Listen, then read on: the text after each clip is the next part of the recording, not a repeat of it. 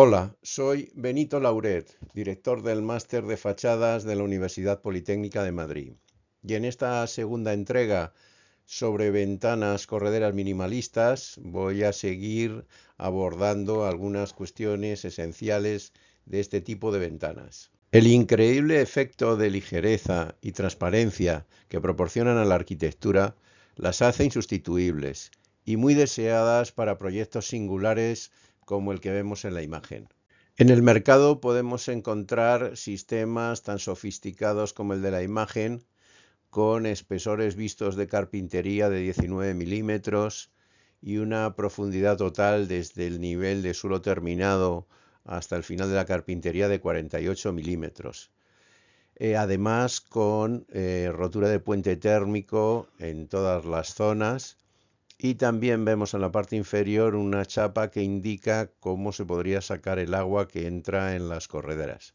Sin embargo, brilla por su ausencia cualquier alusión al precerco o al sistema de anclaje a la estructura.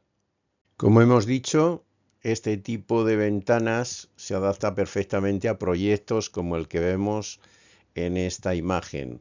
Grandes aberturas de más de 10 metros que muy a menudo también para utilizar la imagen del hormigón visto, pues se utilizan con estructuras de hormigón, que como vamos a ver merecen una atención especial. El proceso habitual de obra pide que se instale antes de la ventana un precerco que permite fijar las dimensiones exactas de la ventana para que cuando llegue la ventana a obra todas las dimensiones estén bien y no haya ningún problema. En el caso de las ventanas correderas minimalistas de gran formato, el precerco tendría más o menos este aspecto y tendríamos tres secciones diferentes que debemos diseñar y debemos considerar.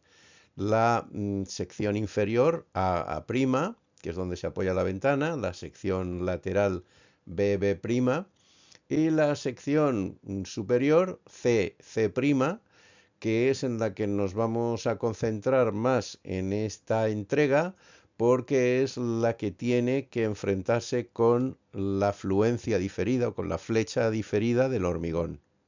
Los efectos visuales y espaciales que se pueden lograr con estas ventanas en los proyectos de arquitectura, pues son tan increíbles como el que vemos en la imagen. Sin embargo, vemos que esto se logra con una estructura de hormigón de grandes luces, en este caso hormigón visto, de grandes luces y grandes voladizos.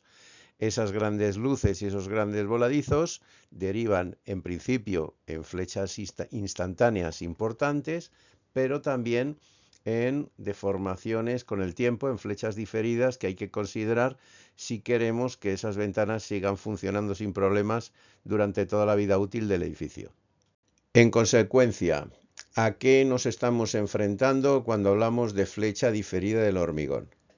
Bueno, pues hay que saber que esta es una deformación que se produce progresivamente durante los 5 años siguientes a la ejecución del hormigón armado. Está perfectamente documentada desde hace décadas en todos los tratados de construcción con hormigón armado.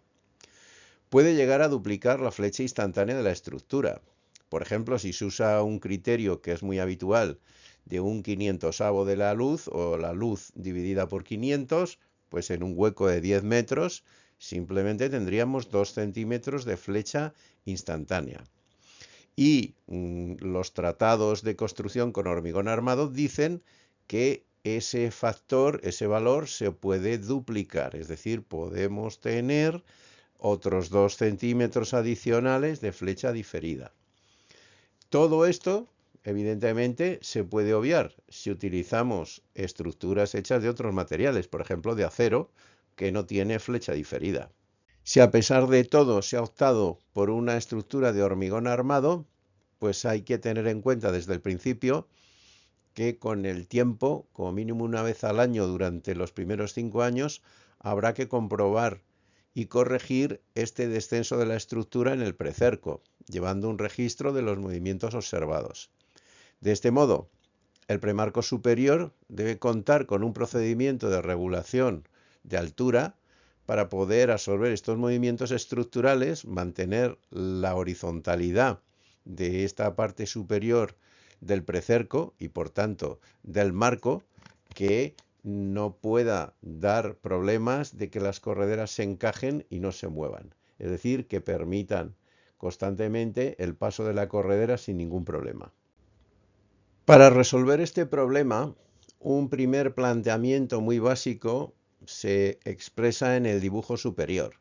Como normalmente se suelen utilizar mucho los tubos de acero galvanizado para los precercos de la ventana, pues partiríamos de un tubo de acero galvanizado como precerco que va anclado a la parte superior del forjado con tornillos y vemos un espacio que tendría que ser mayor o igual a 20 milímetros para poder ir regulando con el tornillo esa altura para mantener la horizontalidad del precerco si, sobre todo en la parte central del vano, el hormigón empieza a descender, como es previsible según el comportamiento del hormigón sometido a su particular fluencia diferida o flecha diferida.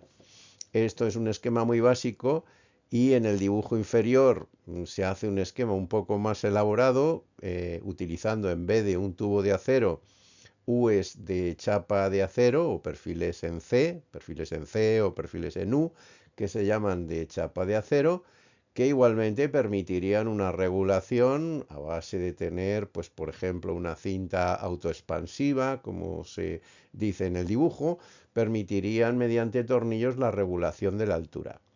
Esto no son para nada detalles reales de cómo puede quedar el precerco, sino simplemente esquemas muy básicos que transmiten la idea de que tenemos que poder regular altura, corregir altura, es decir, ir reduciendo la distancia inicial que hay entre el marco o precerco de la ventana a la obra de hormigón, debido a que puede haber ese descenso con el paso del tiempo. En consecuencia, y como conclusión a lo visto en esta parte, se recomienda consultar con el calculista de la estructura las flechas diferidas esperables en la estructura de hormigón, que van a afectar a nuestra ventana. En el caso de no disponer de esta información, se debe considerar al menos un 500avo de la luz adicional a la flecha instantánea, que van a suceder en los 5 años siguientes a la ejecución del hormigón. Por lo tanto, hay que disponer de algún sistema de absorción de estas flechas diferidas en la parte superior del marco y premarco en su caso. Bueno, pues muchas gracias por la atención y en siguientes entregas seguiremos abordando aspectos relevantes de este tipo tan interesante de ventanas. Gracias. Desde hoy ya puede contar con ingeniería de fachadas en la Argentina desde nuestra firma Envelope Solutions, que acumula 25 años de experiencia resolviendo problemas de fachadas. Si necesita contratar ingeniería de fachadas, escriba a benito.lauret@gmail.com.